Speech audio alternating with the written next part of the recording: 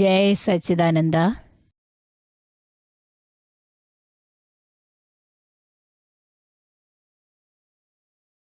ഈ ആത്മീക പ്രഭാഷണം ചോദ്യോത്തര സെഷനായി മാറിയിരിക്കുകയാണിപ്പോൾ.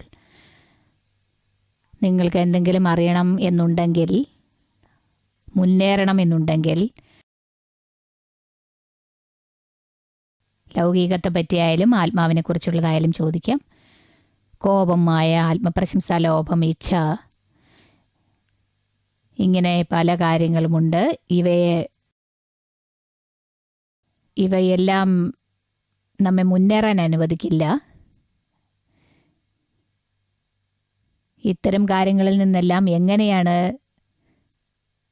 മത്സരിച്ച് വിമോചിതരാവേണ്ടത് എന്ന് നിങ്ങൾക്ക് ചോദിക്കാം. എന്ത് ചോദ്യം ചോദിച്ചാലും ഞാൻ തെറ്റിദ്ധരിക്കില്ല.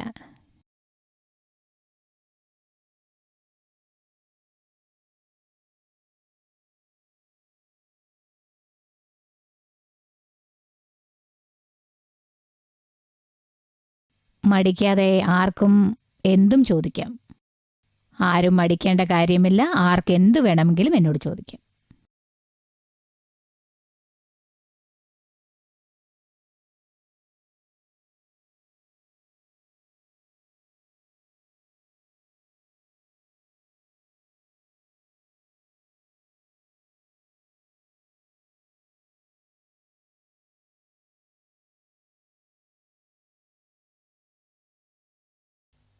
ജയ് സച്ചിദാനന്ദ. ജയ് സച്ചിദാനന്ദ. പ്രസാദത്തിനും ഭോജനത്തിനും തമ്മിൽ എന്താണ് ഡിഫറൻസ്?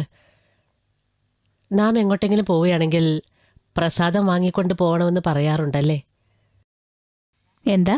എവിടെയെങ്കിലും പോകുമ്പോൾ ഇന്നലെ നടന്ന സംഭവത്തിനെ പറ്റിയാണ് ഞാൻ പറഞ്ഞത്. പ്രസാദമോ?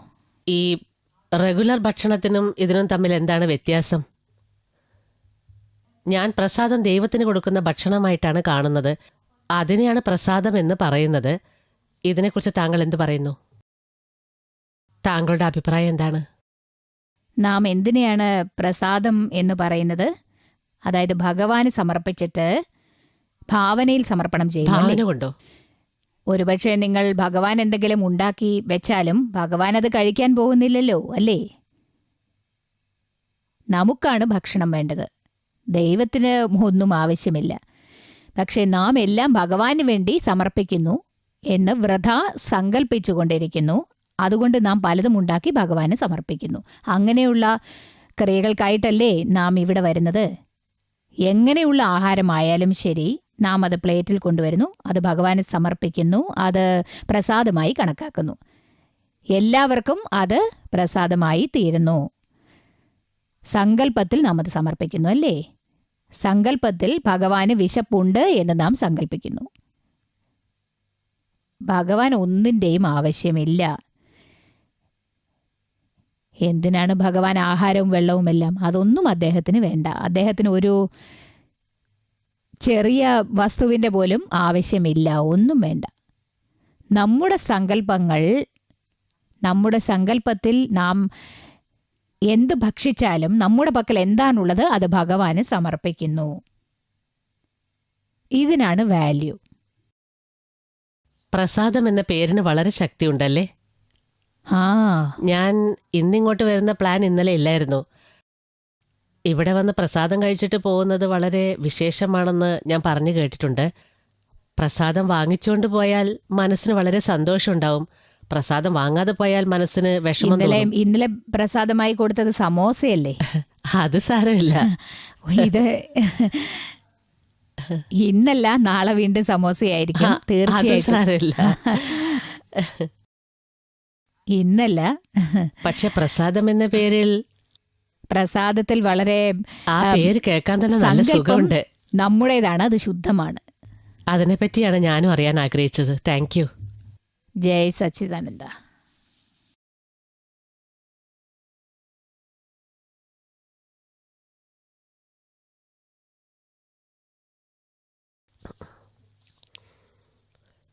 ജയ് സച്ചിദാനന്ദം. ജയ് സച്ചിദാനന്ദ. എൻ്റെ വീട്ടിലുള്ളവർ എന്തെങ്കിലും എപ്പോഴും പറഞ്ഞുകൊണ്ടേയിരിക്കും. അതുകൊണ്ട് എനിക്ക് തീരെ സമാധാനമില്ല. ഞാൻ എന്തു ചെയ്യണം? വീട്ടിലുള്ളവർ എന്തെങ്കിലും പറയുന്നോ? എല്ലാവരും പറയുന്നു. നിങ്ങളെല്ലാരും വഴക്ക് പറയുന്നോ? അതെ. അതുകൊണ്ട് മനസ്സിന് തീരെ സമാധാനമില്ല. അതിന് നിങ്ങൾ ചെയ്യേണ്ടത് എന്താണെന്ന് വെച്ചാൽ, നിങ്ങളെ ആരെന്തു പറഞ്ഞാലും അത് കാര്യമാക്കാൻ പാടില്ല. വീട്ടിലുള്ളവരായാലും ശരി, പുറത്തുള്ളവരായാലും ശരി, എല്ലാവരും എന്തു വേണമെങ്കിലും പറയട്ടെ. നിങ്ങളുടെ ചോദ്യത്തെക്കുറിച്ച് പറയാം. വീട്ടിലുള്ളവർ എന്തെങ്കിലുമൊക്കെ നിങ്ങളെ പറയുന്നു എന്ന്. അത് കേൾക്കുമ്പോൾ ദുഃഖം സഹിക്കാൻ കഴിയുന്നില്ല, സമാധാനമില്ലാതെ പോകുന്നു. അതിൻ്റെ കാരണം എന്താണെന്ന് വെച്ചാൽ, പുറമേ ഉള്ളവരെക്കാൾ നമ്മുടെ വീട്ടിലുള്ളവർ നമ്മെ എന്തെങ്കിലും പറഞ്ഞുകൊണ്ടിരിക്കും. അവർക്ക് നമ്മെക്കുറിച്ച് എന്ത് തോന്നാനാ? വീട്ടിലുള്ളവരാണ് നമ്മെ എന്തെങ്കിലും പറഞ്ഞുകൊണ്ടിരിക്കുന്നത്. അവർക്ക് പലതരം അഭിപ്രായങ്ങൾ ഉണ്ടായിരിക്കും. എത്രയോ കാലങ്ങളായി, എത്രയോ ജന്മങ്ങളായി നമുക്ക് അവരോട് ചില ബന്ധമുണ്ടായിരിക്കും. ചിലപ്പോൾ അത് സ്നേഹം കൊണ്ടുള്ളതായിരിക്കാം, ചിലപ്പോൾ വെറുപ്പ് കൊണ്ടുള്ളതായിരിക്കാം. അങ്ങനെ വീട്ടിലുള്ളവർക്ക് നമുക്ക് സ്നേഹം കൊണ്ടും വെറുപ്പ് കൊണ്ടും പലതരം പ്രശ്നങ്ങളുണ്ടാവും. നമ്മെ പെട്ടെന്ന് അവരെന്തെങ്കിലും പറഞ്ഞാൽ നമുക്ക് ദേഷ്യം പിടിക്കുന്നു. ചിലപ്പോൾ നല്ലതെന്തെങ്കിലും പറയുകയാണെങ്കിൽ നമുക്ക് അവരോട് സ്നേഹം തോന്നുകയും ചെയ്യും. ഇതെല്ലാം എല്ലാവർക്കും ഉണ്ടാവുന്നത് തന്നെയാണ്. ഇതിൽ നിന്ന് വിമുക്തയാവാൻ ഞാൻ എന്താണ് ചെയ്യേണ്ടതെന്ന് പറഞ്ഞു തരാമോ? ഞാൻ പരിഹാരം ചെയ്തുകൊണ്ടിരിക്കുന്നു, എന്നാലും അതിൽ നിന്ന് പുറത്തു കടക്കാനാവുന്നില്ല. പരിഹാരം ചെയ്യുന്നത് കൊണ്ട് നിങ്ങൾക്ക് മനസ്സിൽ സമാധാനമുണ്ടാവും. കൂടാതെ ഈ കണക്ക് ഈ ജന്മത്തോടെ ഇവിടെ അവസാനിക്കുന്നില്ല. അടുത്ത ജന്മത്തിലും ഇത് കൂടെ ഉണ്ടാവും.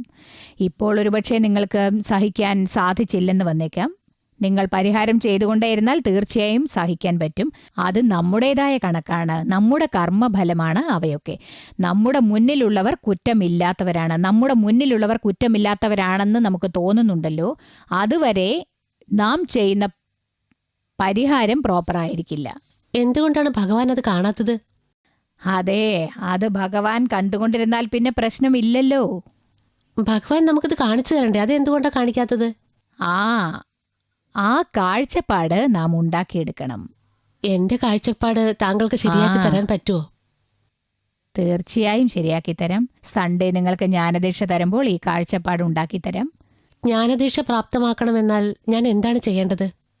ആദ്യം ആത്മജ്ഞാനം പ്രാപ്തമാക്കണം, അതിനുശേഷം ജ്ഞാനദീക്ഷ.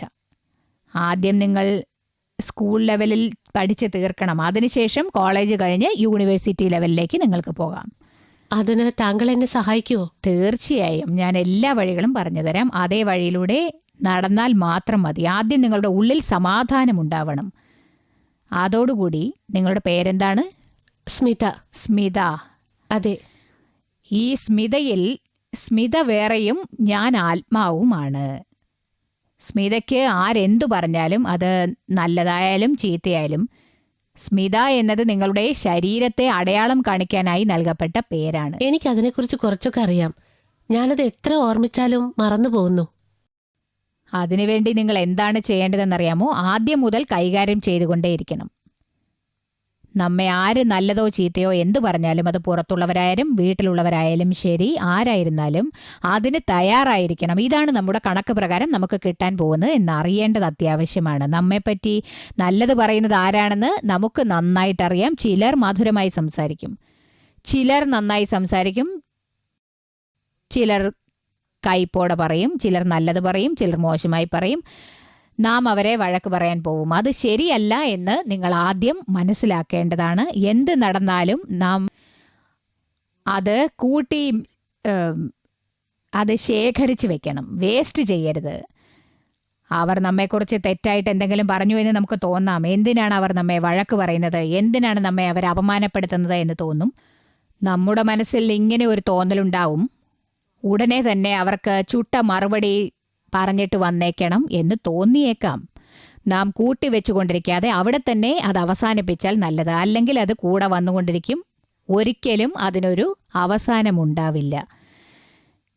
ഇതിനെ വ്യാപാരമായും കണക്കാക്കാം. വ്യാപാരം എന്നാൽ നാം അവർക്ക് എത്ര കൊടുക്കുന്നോ അത് എണ്ണി എണ്ണി അങ്ങനെ തന്നെ നമുക്ക് തിരിച്ചു കിട്ടുന്നു. അതായത് ഈ വ്യാപാരത്തിൽ ആർക്കും നമ്മെ കൂട്ടിയോ അല്ലെങ്കിൽ കുറച്ചോ ഒന്നും പറയാനാവില്ല എന്നറിയേണ്ടതാണ്. നമ്മുടെ കണക്ക് തന്നെ നമുക്ക് തിരിച്ചു വരുന്നു. അത് നമുക്ക് തിരിച്ചു വരുമ്പോൾ നമ്മെക്കൊണ്ട് അത് സഹിക്കാൻ സാധിക്കുന്നില്ല. അതാണ് നമ്മുടെ വീക്ക്നെസ്. അതിൽ നിന്ന് നാം പുറത്തു കടക്കേണ്ടതാണ്. ആരെന്തു വേണമെങ്കിലും പറഞ്ഞോട്ടെ, എന്തു വേണമെങ്കിലും ചെയ്യട്ടെ, നമ്മെ ഒന്നും ടച്ച് ചെയ്യരുത്. നാം എന്തുമാത്രം സെൻസിറ്റീവ് ആയിരിക്കുന്നു അത്രത്തോളം നമുക്ക് സുരക്ഷിതത്വം ഉണ്ടാവുന്നതാണ്. അതുമാത്രമല്ല, ചിലപ്പോൾ മറ്റുള്ളവരെ തെറ്റായി സംസാരിച്ചാൽ പോലും അത് നമ്മെ ബാധിക്കാനിടയാവും. അതുകൊണ്ട് ഇത് ഓവർ സെൻസിറ്റീവ് ആവുന്നു. അതുകൊണ്ട് പലതും അനുഭവിക്കേണ്ടതായും വന്നേക്കാം. കഷ്ടങ്ങൾ വരും. സമാധാനം ഉണ്ടാവാൻ പോകുന്നില്ല. ഇടത്തരമായിരിക്കുന്നത് വളരെ നല്ല കാര്യമാണ്.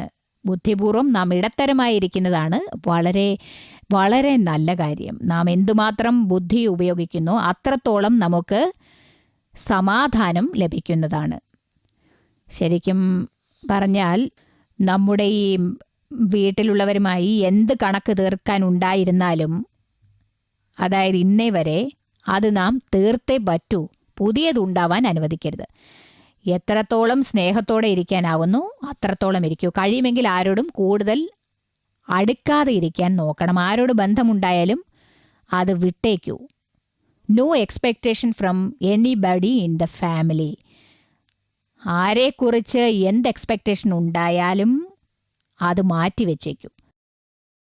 നിങ്ങൾ ഇത് ആരംഭിക്കേണ്ടത് ഹസ്ബൻഡിൻ്റെ അടുത്ത് നിന്നാണ്. ഹസ്ബൻഡിന് വൈഫിനോടും വൈഫിന് ഹസ്ബൻഡിനോടും ബന്ധമുണ്ട്. അപ്പോൾ എക്സ്പെക്റ്റേഷൻ അധികമാവുന്നു. ഈ എക്സ്പെക്റ്റേഷൻ പ്രകാരം കാര്യങ്ങൾ നടക്കാതെ പോകുമ്പോൾ അതിനൊരു റിയാക്ഷൻ ഉണ്ടാവുന്നു.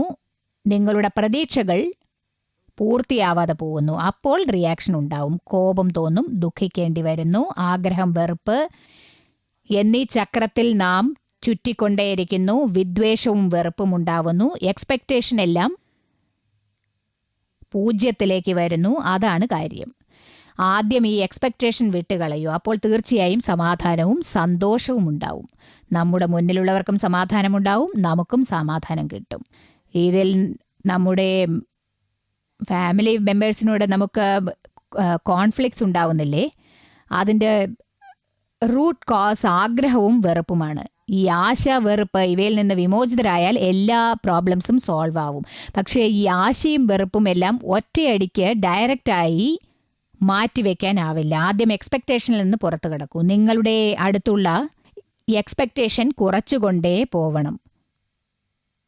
ഓരോ ദിവസവും ഒരു എക്സ്പെക്റ്റേഷൻ കുറച്ചുകൊണ്ടിരിക്കൂ. എക്സ്പെക്റ്റേഷൻ ഉണ്ടാവരുത്. ഒന്നും വേണ്ട. എല്ലാ എക്സ്പെക്റ്റേഷനും അവസാനിപ്പിക്കൂ. പുതിയതായിട്ടൊന്നും വേണ്ട. നമ്മുടെ ഭാഗത്ത് നിന്ന് നമ്മുടെ കടമകൾ എന്തൊക്കെയാണോ അത് പൂർത്തിയാക്കുക.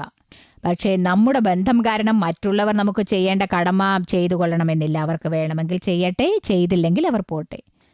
അവർക്ക് ആവശ്യമുണ്ടെങ്കിൽ ചെയ്താൽ മതി, അല്ലെങ്കിൽ വിട്ടേക്കൂ. നമുക്ക് 2 നേരവും ഭക്ഷണം കിട്ടുന്നുണ്ട്, ഉറങ്ങാൻ സ്ഥലമുണ്ട്, ധരിക്കാൻ വസ്ത്രങ്ങളുണ്ട്, എല്ലാ സൗകര്യങ്ങളുമുണ്ട്, എല്ലാമുണ്ട്. No more expectation. അത് എല്ലാവർക്കും കിട്ടിയിട്ടുണ്ടല്ലോ. ഇത് മനസ്സിൻ്റെ എക്സ്പെക്റ്റേഷൻ ആണ്, അഹങ്കാരത്തിൻ്റെ എക്സ്പെക്റ്റേഷൻ. അതാണ് നമുക്ക് കഷ്ടങ്ങൾ ഉണ്ടാക്കുന്നത്.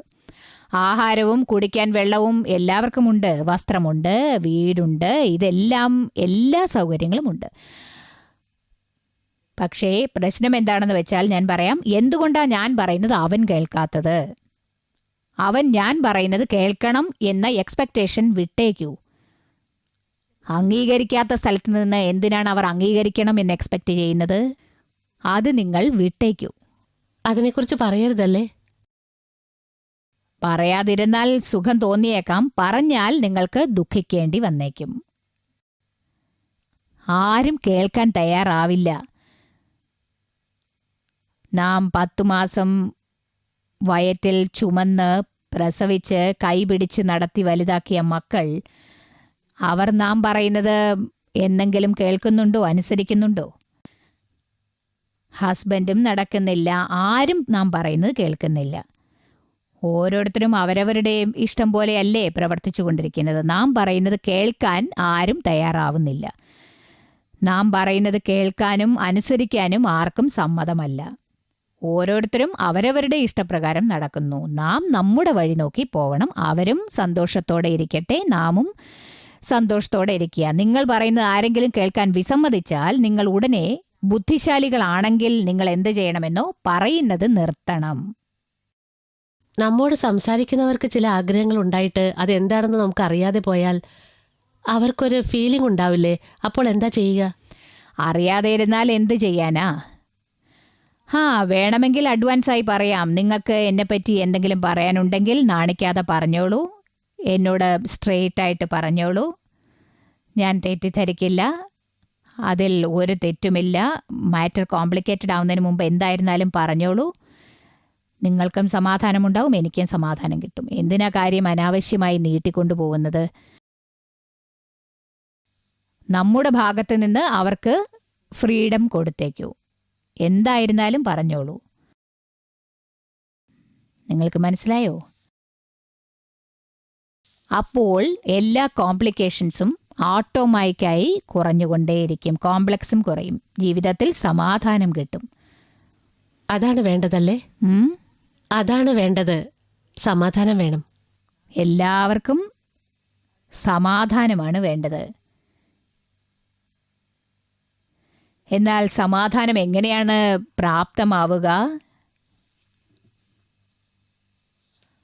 അതിനുള്ള വഴി, അതിനുള്ള ചാവി, അതാണ് നാം പഠിക്കേണ്ടത്.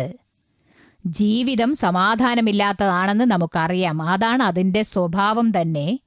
പക്ഷേ സമാധാനത്തിനുള്ള വഴി എന്താണ്? നമുക്കെന്തിലാണ് സമാധാനമില്ലാത്തത്? അത് നിങ്ങൾ വിട്ടേക്കൂ. അപ്പോൾ ഓട്ടോമാറ്റിക്കായി സമാധാനം കിട്ടും.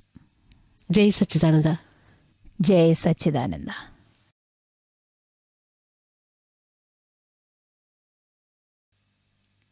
ഞാൻ പറയുന്നത് എന്താണെന്ന് വെച്ചാൽ, നമ്മൾ വളരെ ഈസിയായി ഇത് പറയുന്നുണ്ട്. എനിക്ക് തോന്നുന്നു മുരാരി സത്യത്തിൽ റൈറ്റിലേക്ക് പോകുന്നതിന് പകരമായിട്ട് ലെഫ്റ്റിലേക്ക് പോയിരിക്കുകയാണ്, തെറ്റായ പാതയിലൂടെ പോയിരിക്കുകയാണ് എന്ന് തോന്നുന്നു. എനിക്ക് അങ്ങനെ തോന്നിയാൽ ഞാൻ പറയുന്ന വിധം വ്യത്യസ്തമായിരിക്കും. ഞങ്ങൾ അതിനെപ്പറ്റിയും പറയും, പറയാതിരിക്കില്ല. പക്ഷേ എങ്ങനെയാണത് പറയുന്നത്? നോക്കൂ മുരാരി ബ്രദർ, നിങ്ങൾ പോകുന്ന ലെഫ്റ്റ് വഴി ശരിയാണോ? എനിക്കത് തെറ്റാണെന്ന് തോന്നുന്നു. നിങ്ങളുടെ മനസ്സിൽ എന്തു തോന്നുന്നു? അപ്പോൾ നിങ്ങൾ പറയും, അല്ലല്ല, ഞാൻ പോകുന്ന വഴി കറക്റ്റാണ്. വീണ്ടും ഞാൻ പറഞ്ഞു നോക്കും. കുറച്ചു കഴിഞ്ഞ് മുരാരി ബ്രദർ ലെഫ്റ്റിലേക്ക് പോയാൽ വഴി ശരിയായിരിക്കില്ല എന്ന് എനിക്ക് തോന്നുന്നു, ആ വഴി തെറ്റായിരിക്കാൻ സാധ്യതയുണ്ട് എന്ന് ഞാൻ പറഞ്ഞുകൊണ്ടേയിരിക്കും.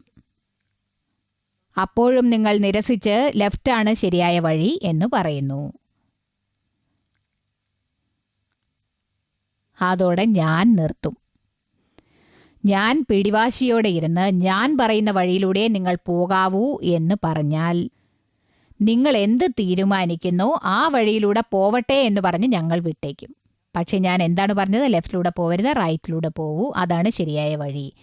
എന്നാൽ നിങ്ങൾ ലെഫ്റ്റാണ് ശരിയായ വഴി എന്ന് പറയുന്നു. 2 പ്രാവശ്യം ഞങ്ങൾ പറയും, കൂടിപ്പോയാൽ 3 പ്രാവശ്യം, അതിനുശേഷം വിട്ടേക്കും. ഞങ്ങൾ ദേഷ്യപ്പെടാറില്ല. ഞങ്ങൾ അത് നോക്കിക്കൊണ്ടേയിരിക്കും. പിന്നീട് കുറച്ച് സമയം നിങ്ങൾ അലഞ്ഞു തിരിഞ്ഞുകൊണ്ടിരിക്കും. നിങ്ങൾ തെറ്റായ വഴിയിലൂടെയാണ് പോകുന്നത് എന്ന് റിയലൈസ് ആവുമ്പോൾ, നിങ്ങൾക്ക് സ്വയം ആ വഴി തെറ്റാണെന്ന് റിയലൈസ് ആയാൽ മാത്രമേ ഫലമുണ്ടാവൂ. അല്ലെങ്കിൽ ആര് പറഞ്ഞാലും ഒരു ഫലവും ഉണ്ടാവാൻ പോകുന്നില്ല. 1000 പേർ നിങ്ങളോടത് തെറ്റാണ് എന്ന് പറഞ്ഞാലും നിങ്ങൾ അക്സെപ്റ്റ് ചെയ്യില്ല. പക്ഷേ നിങ്ങൾക്ക് സ്വയം അത് തെറ്റാണെന്ന് റിയലൈസ് ആവുമ്പോൾ നിങ്ങൾ സ്വയം അവിടെ നിന്ന് തിരിച്ചു വരാൻ ശ്രമിച്ചു നോക്കും. നമ്മുടെ ശീലം എന്താണ്? നമ്മുടെ ശീലത്തിനനുസരിച്ച് നാം എല്ലാം ഫോഴ്സ് ചെയ്ത് പറയുന്നു, ഇങ്ങനെ ചെയ്യരുത്, അത് തെറ്റാണ്, അത് തെറ്റാണ് എന്ന് ഉറപ്പിച്ച് പറയും. പക്ഷെ നമ്മുടെ മുന്നിലുള്ളവരെ കൺവിൻസ് ചെയ്യാനുള്ള പവർ നമ്മുടെ പക്കലില്ല. നിങ്ങൾ പോകുന്ന പാത ശരിയല്ല, അത് തെറ്റാണ് എന്ന് നിങ്ങൾ പറഞ്ഞുകൊണ്ടേയിരിക്കും. ഒരുപക്ഷെ നമ്മുടെ മുന്നിലിരിക്കുന്നവർ എന്താണതിൽ തെറ്റ് എന്ന് ചോദിച്ചാൽ എന്താണ് പറയുക? നമുക്കതിന് ഉത്തരം പറയാൻ കഴിയാതെ പോകുന്നു. അങ്ങനെ വരുമ്പോൾ അവരത് അക്സെപ്റ്റ് ചെയ്യില്ല. എക്സാമ്പിൾ പറയും, ജീവകാലം മുഴുവനും ഇത് തന്നെ പറഞ്ഞുകൊണ്ടിരിക്കേണ്ടി വരും. നമ്മുടെ മക്കളായാലും ഭർത്താവായാലും നമ്മുടെ മരുമകളായാലും എല്ലാവരോടും അത് തന്നെയാണ് പറയുന്നത്. പക്ഷേ ആരും അത് സ്വീകരിക്കുന്നില്ല. അവർ കൺവിൻസ് ആവണം. ഞാൻ ചെയ്യുന്നത് തെറ്റാണ് എന്ന് മറ്റുള്ളവർ പറയുന്നത് കേട്ട് അവർ കൺവിൻസ് ആവണം. അപ്പോഴേ തിരിച്ചു വരൂ. ഇല്ലെങ്കിൽ അവരോട് പറഞ്ഞിട്ട് ഒരു കാര്യവുമില്ല, വിട്ടേക്കൂ. അപ്പോഴേ നമുക്ക് സമാധാനമുണ്ടാവും. അതുമാത്രമല്ല, നമുക്ക് സമയം കിട്ടണ്ടേ എല്ലാവരോടും നിങ്ങൾ പോകുന്ന വഴി തെറ്റാണ് അല്ലെങ്കിൽ അത് ശരിയാണ് എന്ന് പറയാനുള്ള സമയം എവിടെയാണുള്ളത്? നാം ചെയ്യേണ്ടത് ചെയ്തു കഴിഞ്ഞു. ഇനി അവർ സ്വയം കാര്യം മനസ്സിലാക്കി തിരിച്ചു വരേണ്ടതാണ്. അവർ വന്ന് ചോദിക്കണം. ആരെങ്കിലും അവർ ചെയ്യുന്നത് തെറ്റാണോ ശരിയാണോ എന്ന് ചോദിച്ചാൽ അവർ പോകുന്ന പാത ശരിയല്ല എന്ന് പറയാം. പക്ഷേ ആരെങ്കിലും വന്ന് ചോദിച്ചാൽ, ആരും ചോദിക്കാറില്ല, എല്ലാവരും അവരവർ പോകുന്ന പാത ശരിയാണെന്ന് കരുതും.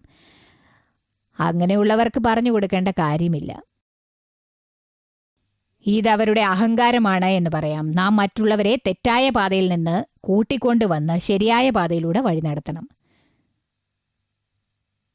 ദാദാജി ഇതിനൊരു വഴി പറഞ്ഞു തന്നിട്ടുണ്ട്. അദ്ദേഹത്തിന്റെ ജീവിതത്തിൽ ഒരു ചിട്ടയുണ്ടായിരുന്നു. നാം ആരുടെയും തെറ്റ് തിരുത്താൻ പോവരുത്, സ്വയം നേരെയാവൂ. കൂടുതൽ സഹായിക്കുന്ന സൂത്രം ഒരാളുടെ ജീവിതത്തിൽ, അതായത് വ്യവഹാരിക ജീവിതത്തിൽ, നിങ്ങൾക്കാരെങ്കിലും തിരുത്തണമെന്നുണ്ടെങ്കിലും ഈ ലോകത്തിൽ ആരും മാറാൻ തയ്യാറല്ല. ശരിക്കും പറഞ്ഞാൽ അവരും ചീത്തയാവും, നമ്മയും ചീത്തയാക്കും. അവർ മാറിയില്ലെങ്കിൽ നമുക്ക് എന്തുമാത്രം ഫ്രസ്ട്രേഷൻ ഉണ്ടാകും. മാത്രമല്ല, അവർ നല്ലവരാണെന്ന് ഭാവിച്ച് നമ്മെ നേരെയാക്കാൻ വന്നാൽ എന്താവുമെന്ന് ആലോചിച്ച് നോക്കൂ. കോംപ്ലിക്കേഷൻസ് വളരെ അധികമാവും. നാം മാറിയാൽ നമ്മെ സംബന്ധിച്ചിടത്തോളം ലോകം തന്നെ മാറിയതുപോലെയാണ്. ഓരോരുത്തരെയായി നമുക്ക് മാറ്റാൻ സാധിക്കുമോ? ശ്രമിച്ചാലും അവർ മാറുമോ എന്ന് ആർക്കറിയാമല്ലേ?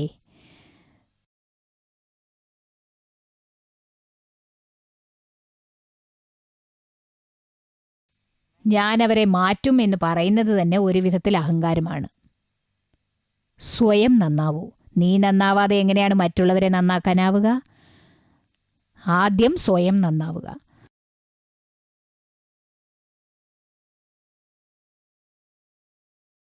നമ്മുടെ ജീവിതം എങ്ങനെ ഉണ്ടാവണമെന്ന് വെച്ചാൽ, നമ്മുടെ മനസ്സ്, വാക്ക്, ചിത്തം ഇവയാൽ മറ്റുള്ളവർക്ക് ഒരു തുള്ളി ദുഃഖം പോലും ഉണ്ടാവരുത്. മനസ്സുകൊണ്ടും ക്രിയ കൊണ്ടും വാക്കുകൊണ്ടും ഉണ്ടാവരുത്. ആരെയും ദുഃഖിപ്പിക്കരുത്. നമ്മെക്കൊണ്ട് മറ്റുള്ളവർക്ക് ദുഃഖം ഉണ്ടാവാതിരുന്നാൽ മറ്റുള്ളവർ നമ്മെക്കുറിച്ച് 1000 പറഞ്ഞാലും നമുക്കൊരു ദുഃഖവും ഉണ്ടാവില്ല. ഇതാണ് നമ്മുടെ സേഫ് സൈഡ്. ഇതിന് ബുദ്ധിയാണ് ആവശ്യം. മറ്റൊന്നുകൊണ്ടും ഇത് സാധിക്കില്ല.